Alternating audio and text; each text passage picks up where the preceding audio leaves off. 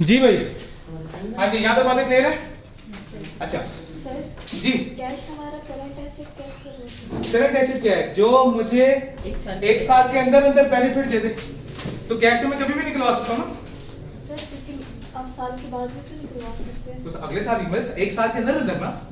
लेकिन सर मेरा 2010 में अगले 2011 में निकाला। तो 2010 के एंड पे खड़ा हो तो 2011 में निकलवाऊंगा सर अगर ना। हमने अगर बेटा वो स्पेसिफिकली कह दे कि आपने ये कैश बाउंड कर दिया, आप इसको 2015 से पहले नहीं निकलवा सकते, अब वो नॉन करंट एसेट बनेगा। सर इसी पे गौर अगर हमने जो है वो दिसंबर के मतलब लास्ट में लिखवाया है और हम जनवरी के स्टार्ट में लिखवा रहे हैं तो ईयर तो एंड हो गया ना, नया ईयर स्टार्ट हो तो गया। हम यही तो कह रहे हैं, जो आने वाले साल करंट एसेट का मतलब क्या है? अगले एक साल के अंदर जो मुझे बेनिफिट देगा। दिसंबर में हमने तो दिसंबर से लेकर अगले दिसंबर तक जो मुझे बेनिफिट देने वाला, एक साल के अंदर अंदर।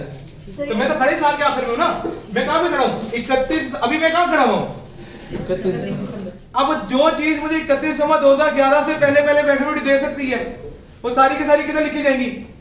करंट एसेट में। करंट एसेट का मतलब क्या है? 31 दिसंबर 2011 से पहले पहले तक जो मुझे क्या दे रही है? बेनिफिट प्रोवाइड कर रही है। ओके हो गई बात? कोई मसला? सर अभी तो कहा कि आने वाले साल में जो फायदा देगी तो आने वाला साल कौन सा? 2020 बेटा आने वाले साल 2011 ही है। अब 2011 कब तक चलेगा? 31 दिसंबर 2011 तक चलेगा ना। तो 2011 के अंदर जो भी मुझे बेनिफिट आएंगे वो सारे के सारे कहाँ जाएंगे? Current asset. और जो मुझे एक साल से ज्यादा अरसे तक बेनिफिट प्रोवाइड करेगा वो नॉन करंट एसेट में जाएगा। सर यानी अगर स्पेसिफाई ना किया हो कैश के साथ तो फिर हम उसे नॉन करंट लेंगे। क्या? हाँ वो करंट लेंगे, क्योंकि कैश हम कभी भी निकलवा सकते हैं ना, अगले दिन जाकर निकलवा लें, क्योंकि स्पेसिफाई नहीं है। स्पेसिफाई नहीं है तो मैं बाउंड नहीं हूं, मतलब कि मेरा पैसा बाउंड नहीं है, मैं कभी भी जाके निकलवा लूंगा, तो वो तो एक साल के अंदर अंदर बेनिफिट दे रहा है फिर मुझे।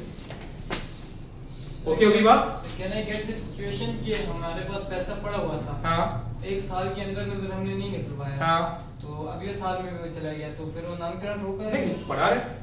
मैं जब साल के आखिर में पहुंच गया, मैं तब साल के आखिर में खड़ा हूं, मुझे पीछे से मतलब ही कोई नहीं, पास गया खत्म। मैं अब कहां खड़ा हूं? अब 31 दिसंबर 2010 में कहीं ये स्पेसिफाइड है कि ये कैश मैंने 2013 से पहले नहीं निकलवा सकता? नहीं है तो करंट है।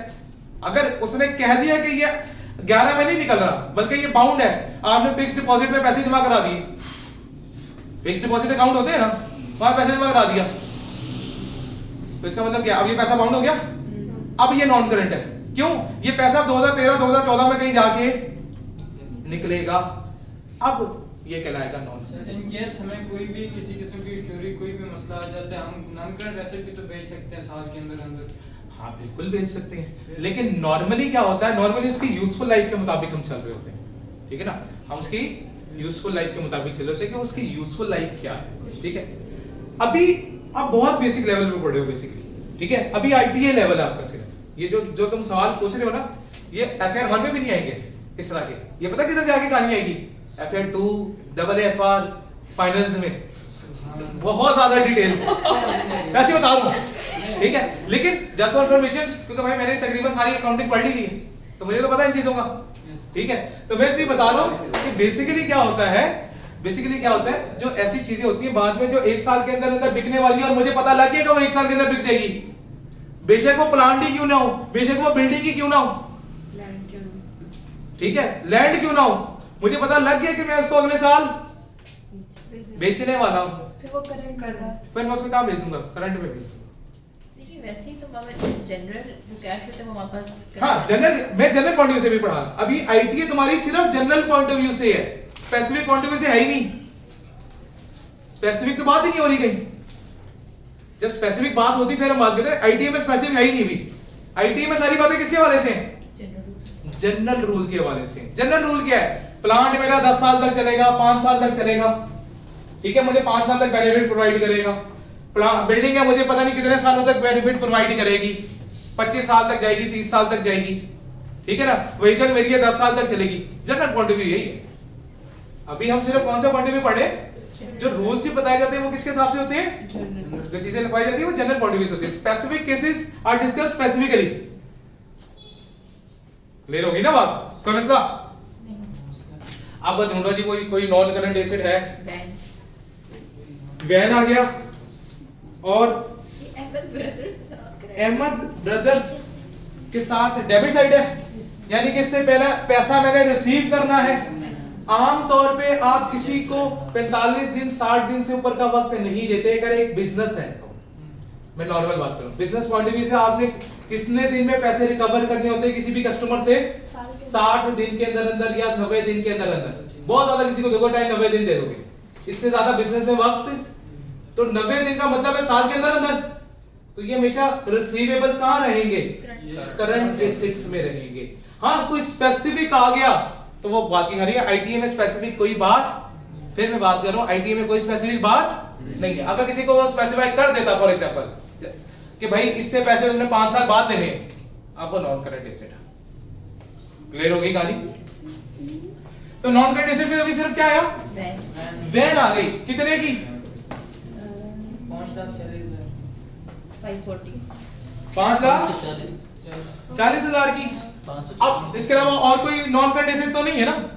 तो अगर कोई और होता तो मैं पहले यहां पे लिखता, उसका टोटल करता, फिर वहां पे लेके जाता। अभी मैं टोटल सीधा यहां पे लिख दूंगा 540, क्योंकि यही टोटल है मेरा। तो मैं डायरेक्ट जाके इसको आउटर कॉलम में लिख दिया, इनर कॉलम में इसको लिखने की जरूरत नहीं। सर एक और क्वेश्चन है कि हम जो भी हम बिजनेस में जिस चीज का बिजनेस होता है उसको हम परचेजेस कहते हैं या गुड्स कहते हैं। हाँ हाँ। एक प्रोप्राइटर है वो बिल्डिंग्स का उसका मतलब बिल्डिंग का लेन देन करते हैं, तो उसके लिए बिल्डिंग जो है वो नॉन करंट एसेट होगा या परचेज के वो गुड्स के? बिल्डिंग का लेन देन करता है वो उसकी परचेजेस है, परचेज वो परचेज है, ठीक है। वो खरीदता है और फिर आखिर में बेच देता है, वो उसकी क्या हो गई? परचेजेस में आ जाएगा, वो परचेज कर रहा है बिल्डिंग, ठीक है। अगर उसका बिजनेस है किसका? बिल्डिंग की खरीदो फरोख्त। उसके बाद क्या गया? Current assets. अच्छा अब यहां पे भी एक चीज याद रखना। सर वैन हमारी कैसे नॉन करंट एसेट क्या हो गया है? जी बेटा, बेटा वैन अगले दिन खराब हो जाती है, मतलब खत्म हो जाती है अगले दिन। सर ये टॉय की बात है, नहीं सर अगर हमने मतलब सर